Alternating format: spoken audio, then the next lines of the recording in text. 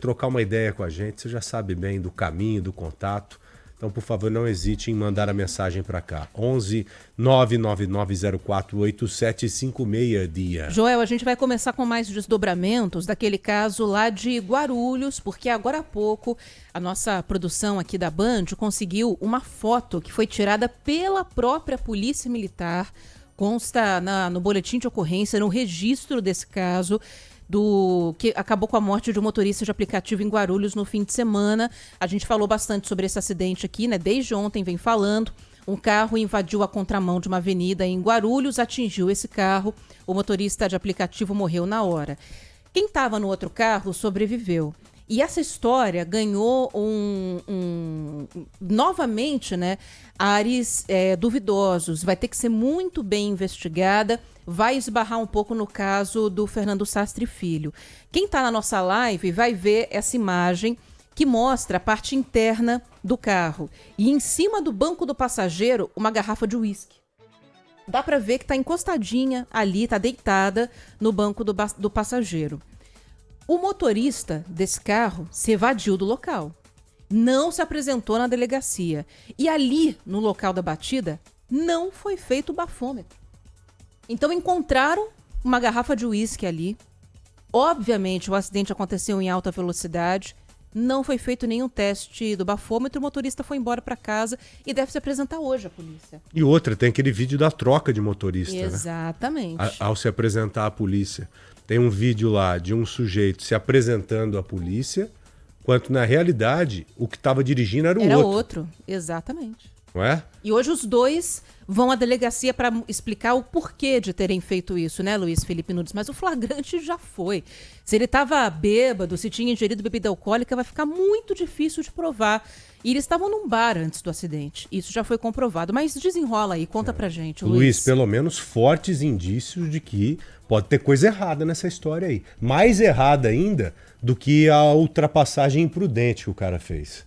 Fortes indícios, inclusive hoje, os depoimentos, quem presta depoimento a partir das 14h, são as testemunhas, porque tinham 4 pessoas nesse carro, o carro que causou a colisão com o veículo do Edinaldo de Souza Mendes, que faleceu, que era motorista de aplicativo. Ele chegou a ser atendido, o Edinaldo, até conversou com a família, conseguiu conversar com familiares, tanto que o filho dele prestou o depoimento ontem na delegacia. O crime aconteceu na madrugada de sábado, mas o filho conseguiu prestar... Ele chegou consciente ao hospital, né? Chegou consciente e o filho tem essas informações, deu essas informações à polícia, de que o motorista teria trocado de lugar uma pessoa com a outra e também de que próprias testemunhas que estavam ali já teriam visto essa garrafa de uísque dentro do carro que causou a colisão. O que acontece agora é que, depois do crime, quem se apresentou como condutor foi o Felipe Malheiros. Felipe Malheiros disse, eu estava conduzindo o carro, a polícia conversou com ele e atestou de que, segundo os policiais, ele não estaria com a voz pastosa,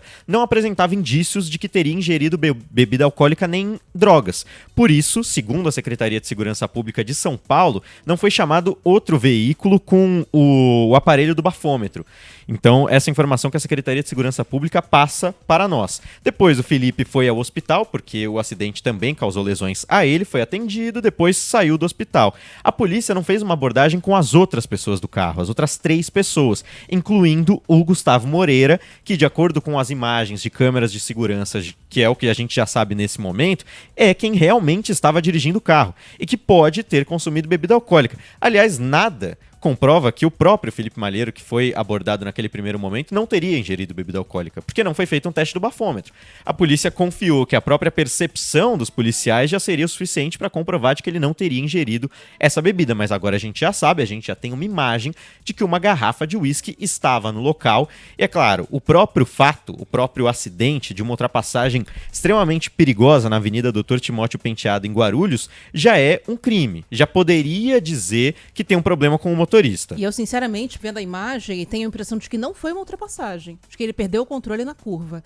Porque ele entra muito rápido na curva e tem um carro logo à frente dele. E aí ele desvia desse carro. E no que ele desvia, ele vai para a pista contrária. Nem me parece uma ultrapassagem. E outra, o fato deles terem ludibriado os policiais é muito sério. Porque a imagem mostra isso. Eles trocando lá o motorista. O policial argumentou, como você disse, nós não fizemos o bafômetro porque o cara estava íntegro. Não tinha sinais de que tinha bebido. Só que agora está muito claro que esse cara, que provavelmente não teria bebido, não é quem estava dirigindo o carro. De acordo com a imagem, era o outro. Mas ainda que tivesse, assim, o Luiz tem informação para fechar esse caso aí, mas a gente está vendo nesse caso de Guarulhos, a gente viu no caso da Salim Faramaluf, do Fernando Sastre Filho. Não tem mais um padrão de atendimento à ocorrência de trânsito? Porque tem que ter. Nesse caso aí de Guarulhos, eu tenho a impressão de que os policiais dispensaram o bafômetro porque não teve morte instantânea.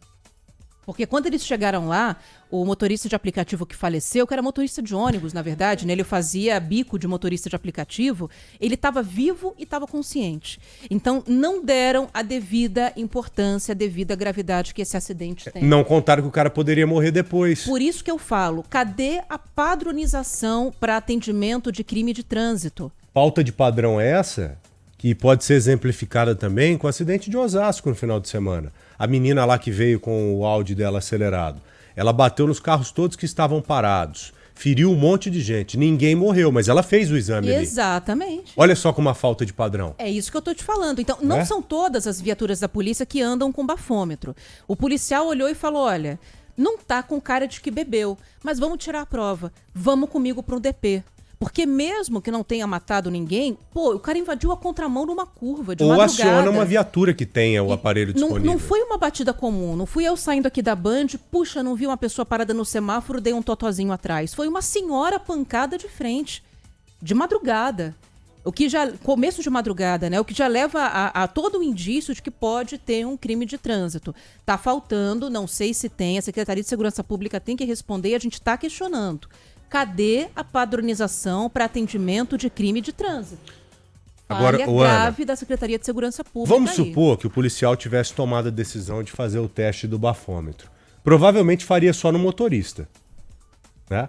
E seria muito provavelmente ali um exame que poderia indicar negativo. Porque o cara que se apresentou como motorista, hoje há fortes indícios que quem não estava dirigindo.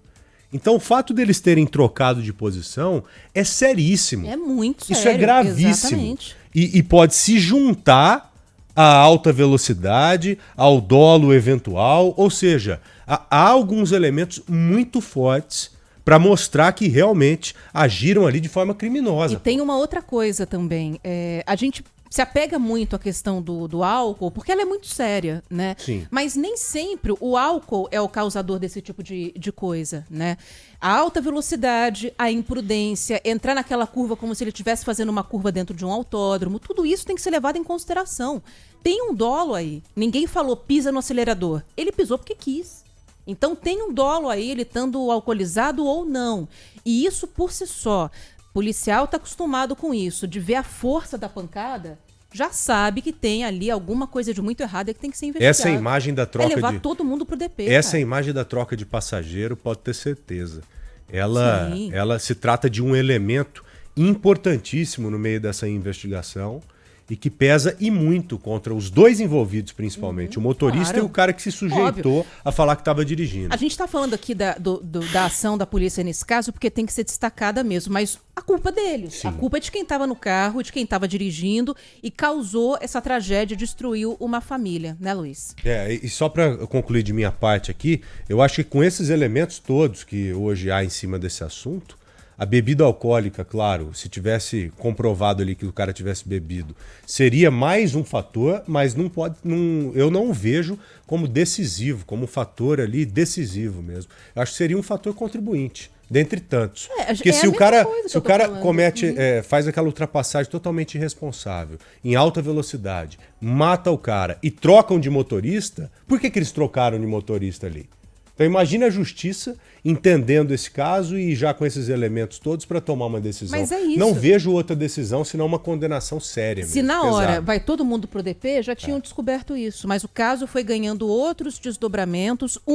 Depois que o motorista de carro de aplicativo morreu no hospital. E 2, a imprensa foi para cima.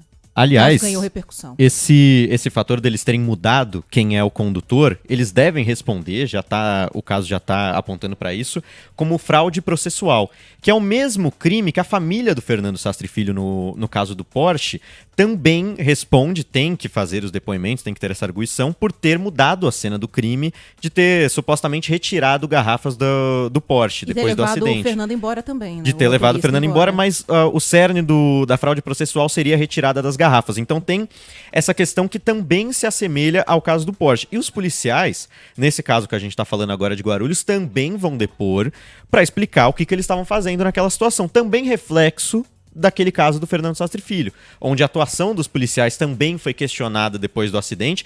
Aí, certo ou errado, a gente pode debater, mas foi questionada por muita gente. Então, esse caso agora ganha esses traços muito por conta da repercussão de casos passados. E como vocês estavam falando da falta de procedimento da polícia, vai depender, a gente fica à mercê da boa vontade do cara que cometeu o crime, que cometeu a infração. A gente tem no caso de Osasco, por exemplo, que aconteceu nesse final de semana, vocês citaram um dos casos de Osasco, que foi na Avenida dos Autonomistas, mas tem outro do Wesley Lopes, que argumentou que estava alcoolizado também e deixou uma vítima fatal, a dona Francisca, 66 anos, que estava chegando numa feira entre 4 e 5 da manhã. Vendia café na feira. Que vendia café na feira e o carro do Wesley chegou em alta velocidade e colidiu com o carrinho dela, ela faleceu logo depois. Ele ficou na cena do crime. E depois declarou que tinha ingerido sim bebida alcoólica. Então fica da boa vontade da pessoa que cometeu o crime para prestar um depoimento, prestar esclarecimento. Logo depois, ele, inclusive o Wesley, passou por uma audiência de custódia e na audiência de custódia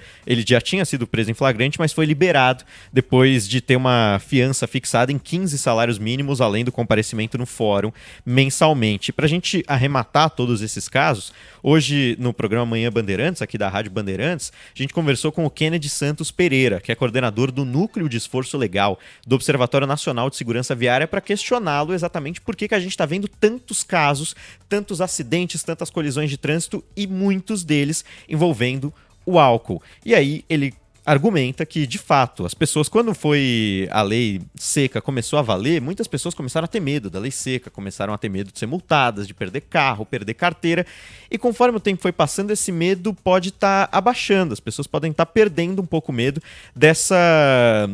da penalização após acidentes desse tipo. A gente tem o argumento do Kennedy Santos Pereira para escutar. Na realidade, é um efeito multicausal, né? Quando surgiu a lei seca, houve um brandamento, e agora vem retomando esses casos, é quase quanto o efeito aí de ter medo da lei e depois eu acabo perdendo o medo da lei. E nesse sentimento de impunidade, no processo moroso que nós temos hoje, tem vários condutores que acabam cometendo infrações em cima de infrações, atos em cima de atos. Então, para arrematar um pouco, todas essas causas semelhantes em todas essas colisões, tanto do Porsche que aconteceu no começo do ano, quanto esses dois casos de Osasco e agora esse caso também de Guarulhos, Ana e Joel. É isso, é uma pena saber que esses casos de grande repercussão, casos trágicos, eles não servem de impedimento para novos crimes. Você tem a falsa impressão de que um assunto que cria uma magnitude, como criou o assunto do Fernando Sastre, o caso do Fernando Sastre, ele vai servir de impedimento para que um cidadão tenha coragem mesmo de beber e dirigir um carro. Mas não, a irresponsabilidade é tão grande dessa gente que tanto faz acontecer 1, 2, 3, 4, 5 ou 10 casos. O sujeito sempre acredita que nada vai acontecer com ele, nem com ninguém. Esse é o fato, e a gente tem que falar claramente, acontece, mas ainda é a menor parte. A gente vive num país onde o mau exemplo, às vezes, rende para a pessoa que é o alvo daquilo. A gente pega uma pessoa que está sendo investigada por um crime, por exemplo, você entra nas redes sociais dela, aumenta seguidor, uma série de coisas. Então, quando que a gente vai chegar aqui e falar que motorista bêbado mata e tal, vai desencorajar as pessoas? O que vai desencorajar é manter essa pessoa presa. O que justifica a justiça a fixar uma fiança para esse motorista que atropelou bêbado uma idosa que estava indo trabalhar em Osasco? A justificativa... Nada, porque não tem como ele não ser condenado. Esse cara é um réu confesso. Ele cometeu o crime, ele confessou. Não tem nada mais a esclarecer, senão imputar a pena ao cara. Então, se ele será apenado por ter matado alguém no trânsito e por ter bebido, não tem por que você soltar o cara. Ele já pode iniciar o cumprimento da pena ali. O que a justiça Não é? alegou? A gente conversou com o Tribunal de Justiça de São Paulo. A alegação é a seguinte: como a prisão foi feita em flagrante, ele passa por uma audiência de custódia. E, segundo a legislação brasileira, nessa audiência de custódia, não confirmaram pra gente a motivação, mesmo a gente questionando. Mas o fato é de que a legislação brasileira permite que tenha uma fixação de fiança nesses casos. Diferente, por exemplo, do caso do Fernando Sastre Filho, porque ele não foi preso em flagrante. E ele não era réu primário. Quer dizer, não era. Ele era reincidente em acidentes de trânsito grave, Sim. né? E aí, depois de 3 pedidos na justiça, ele ficou preso. O que justifica, por exemplo, essa motorista de Osasco que estava bêbada, bateu em 5 carros, não matou ninguém, está em liberdade? Você acha que, sincero, honestamente, alguém vai olhar e vai ter medo? Você só vai mudar isso aí quando você meter pena de verdade mesmo. E, inclusive, antes Imediata. de acontecer uma tragédia. Esse caso de Osasco, não o da feira, o da Avenida dos Autonomistas, que a menina fez aquele strike naqueles carros. Esse é o caso exemplar de que ela deveria estar presa, sair da cadeia depois de algum tempo e cumprir alguma pena social, ficar ajudando o resgatista de SAMU, alguma coisa assim muito pesada. Esse era o caso exemplar para isso, porque é aí que mora a prevenção. Depois que o leite está derramado, um abraço. Tem que Um chocar abraço. a pessoa pra ela entender o que ela fez ou o que poderia ter feito, né? Exato, mas não tem interesse. Não há interesse nenhum da justiça brasileira hoje em mudar isso.